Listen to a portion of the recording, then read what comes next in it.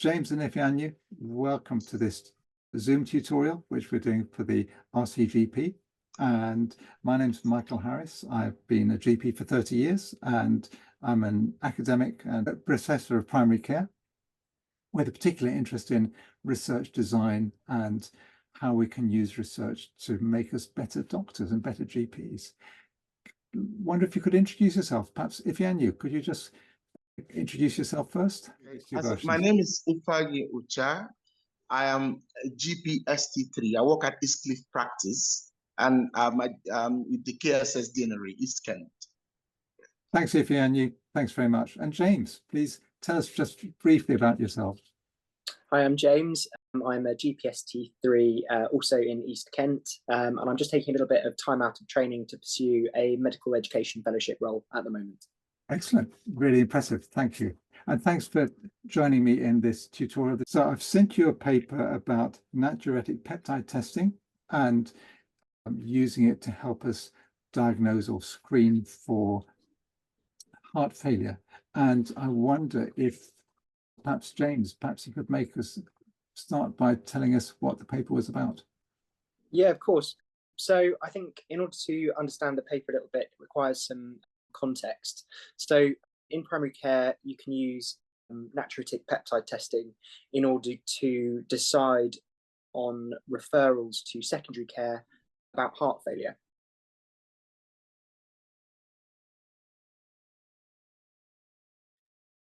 Which can be incredibly useful, but there's not a huge degree of consensus on the threshold at which one should refer from primary care to secondary care.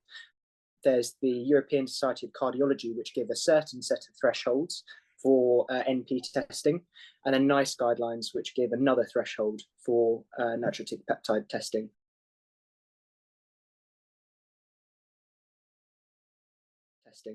So this study is essentially a population-based cohort study in order to look at diagnostic accuracy between natriuretic peptide testing at the threshold set by the ESC and the threshold set by NICE. Thank you very much. There's a nice, clear description of what the paper was about, so thank you. Ifeanyi, the paper talks about index tests and compares it with a reference standard.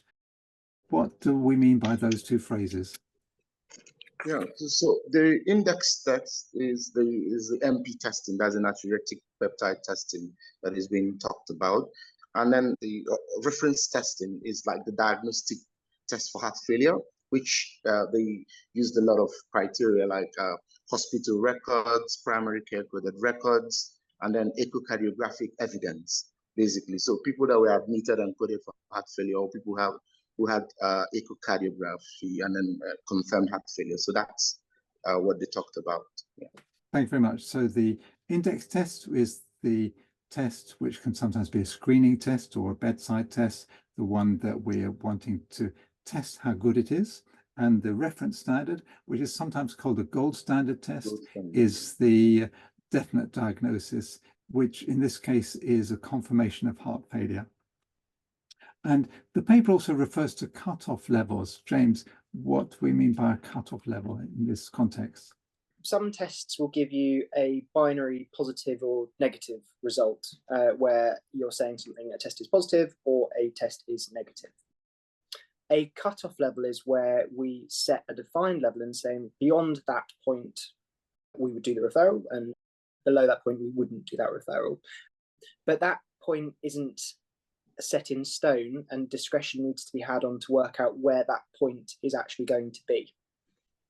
Thank you very much. So there are some sorts of tests, some sort of tests, that sometimes screening tests or bedside tests, that give us a yes/no answer. Ifeanyi, can you think of an example of that, where a test is either positive or negative? Yes, so very simple tests we do, like even doing a H. pylori testing, stool testing, it gives you a positive or a negative test. Most tests we actually do in detecting infection, and or will give you a positive or negative test. But some other tests, you know, like have a series of values that now you need to take a cutoff. In this paper, we're going to concentrate on the cutoff level of over or equal to 125 picograms per milliliter, and they list the number of patients that had a true positive or that had a false positive, and the number that had a false negative and the number that had a true negative. So they put them vertically in the list.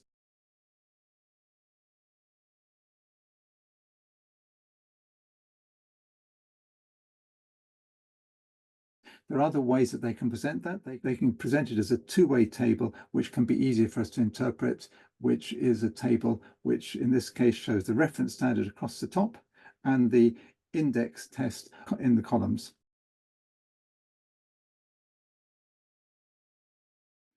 One of the things we can work out from these results is something called the prevalence. Ifeanyi, what do we mean by prevalence?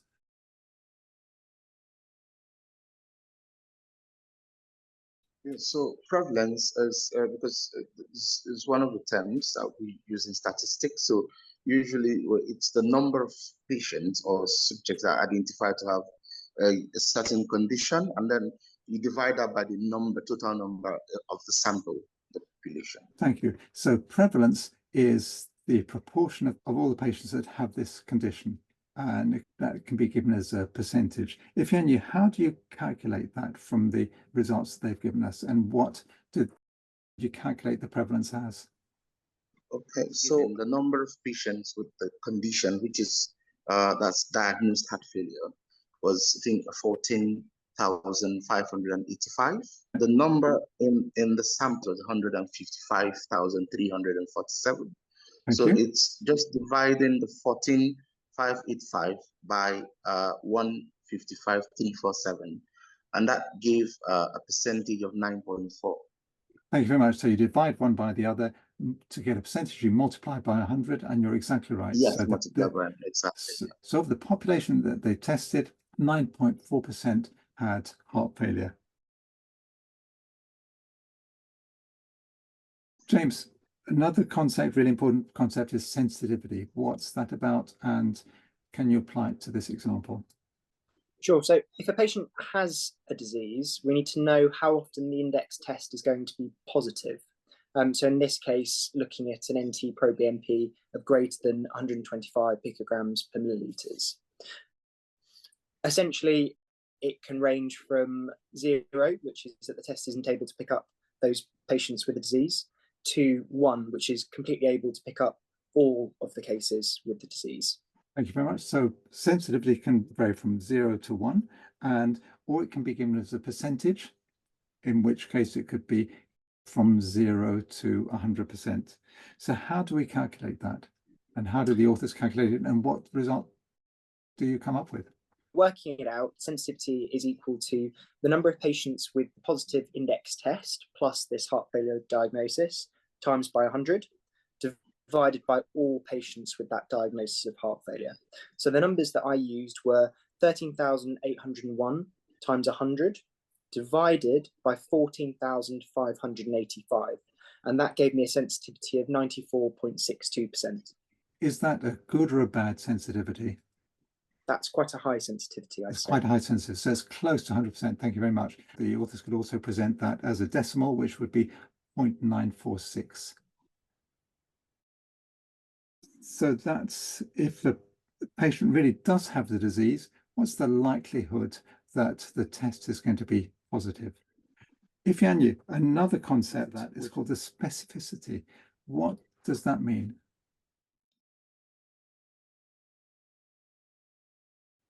And so in addition for us wanting a test to actually detect those that have the disease, we want to test those that don't have the disease, not to classify them as having the disease. So will the test be able to correctly identify those that don't have the disease? Thank you. So it's how good is the test at ruling out the disease? Of all the patients that don't have the disease, what is the likelihood that the index test is going to be negative? So what were the results in this case? What's the sensitivity in this case, and how did you work that out? Yeah, okay, so similar to what James did actually. So true negative, which is all those without the condition that had the NT-proBNP below the cutoff, divided by all those that didn't have the disease at all, including those with higher than usual NT-proBNP. Thank you very much. You've explained that well.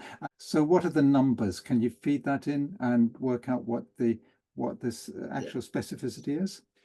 Yeah, so here the true negative, that's the people without the condition and with the lower than cutoff NT-proBNP was 70,397, and the total number of those without the condition was 140,672, and that gives a specificity of about 50%. Thank you very much. How good does this test perform in terms of specificity? Is that a good result or not so good result or somewhere in the middle? It's in the middle. Yeah, it's not neither here nor there, basically. Yeah, so okay, it's in the middle. Yeah. Other things that we can use exactly the same figures to calculate are things called predictive values. And let's start with a positive predictive value. James, can you tell us what do we mean by that concept? What's a positive predictive value, and can you apply it to this test? So the positive predictive value is the likelihood that a patient has the condition if the result is positive. Again, it can range from 0 to 1, or you can express it as a percentage. The higher that number, the closer to 1 or the closer to 100%, the more likely it is that the patient actually has the disease. Thank you. So this is in terms of the patient sitting in front of you saying, I've got a positive test result. What's the likelihood? What's the chance that they've actually got the disease? And again, you can give that either as a decimal, or you can multiply it by 100 and give it as a percentage. So James, what did you work out was the result for this study? Yeah, sure. So what I did was I did a number of patients with a positive index test and the heart failure diagnosis times by 100, and I divided that by all patients with a positive test, and that equated to 16.4% is what I got for the positive predictive value. Thank you very much. So it's 13,801 divided by 84,166, which is 0.164, or multiplied by 100 for the percentage, it's 16.4%. Ifeanyi, can you do a similar explanation for the negative predictive value, please? Yeah, so for the negative predictive value, just is so a patient has a negative test. So what's the likelihood that that negative test is correct?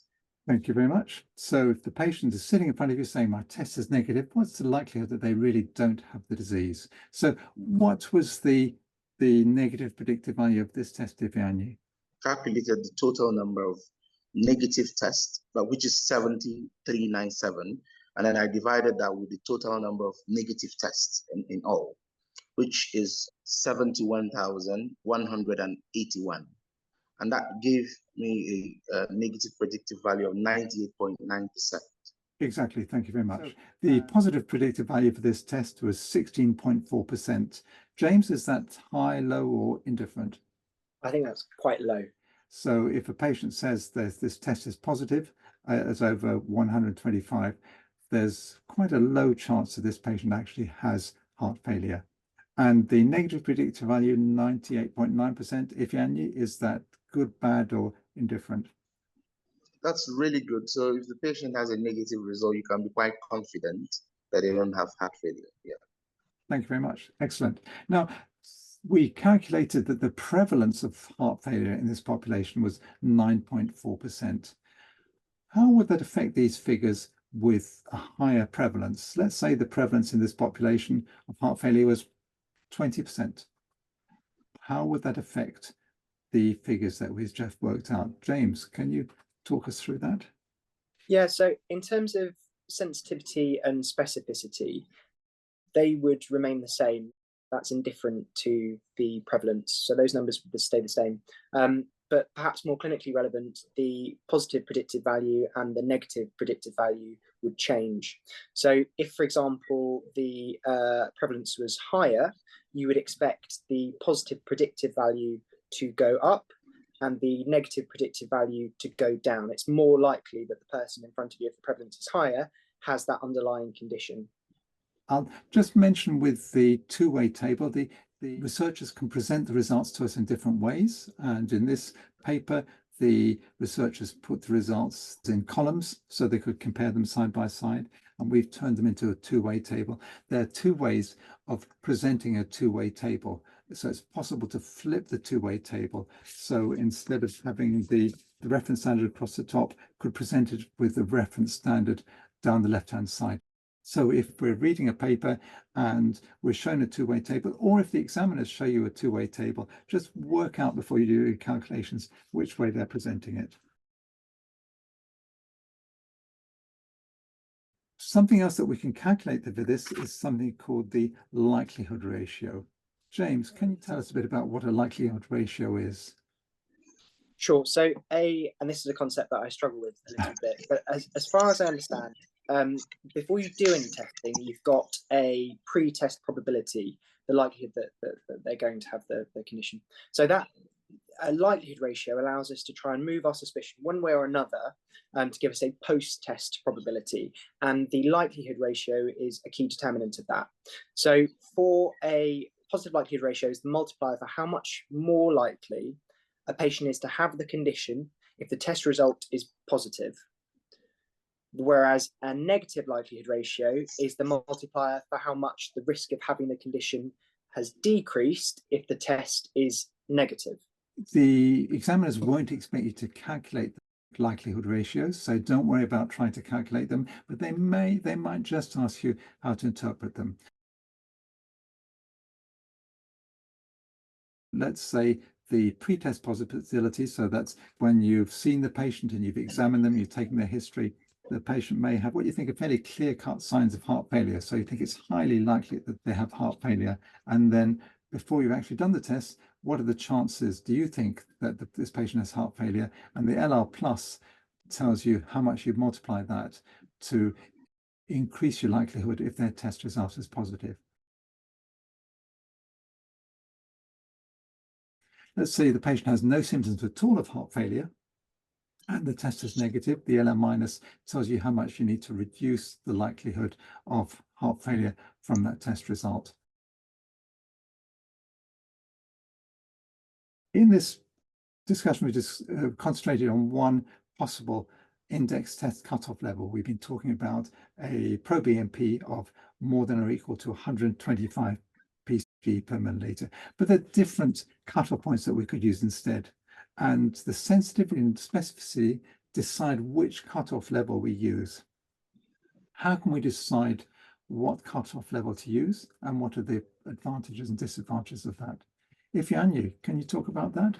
Yeah, so the decision, it depends on how sinister a condition will be. For instance, you're talking about a condition like cancer, which early detection is very, very important. We care more about sensitivity compared to specificity, because if you're able to pick it up early, you could do something. Now, for other tests where there is tendency to over-investigate the patient and we could actually intervene at several points, we might be relying more on specificity, trying to actually pick out those that have the condition, rather than picking out everyone and then over-investigating them. You've explained that well, thank you very much. James, what were the study's bottom line findings, would you say? How would you summarize what they found? Sure. So again, this was a diagnostic accuracy study looking at almost 250,000 primary care patients who had NP testing. The European Society of Cardiology heart rate referral threshold of NT-proBNP, the threshold of 125 picograms per milliliter, had a high sensitivity, so 94.6%, but a low specificity of 50%, compared with a more moderate sensitivity of 81.7% and moderate specificity of 80.3% for the NICE guideline thresholds. So essentially, at the current NICE threshold, 1 in 5 cases of heart failure are going to be initially missed by the testing. But at the lower ESC cutoff of 125 picograms per milliliter, about 6 patients require extra diagnostic assessment to get 1 confirmed heart failure diagnosis. But both are good at ruling out heart failure. Thank you very much. You summarized that really well. I'd like to thank both of you, James and Ifeanyi. Thank you very much for joining me this afternoon and working on this project with me.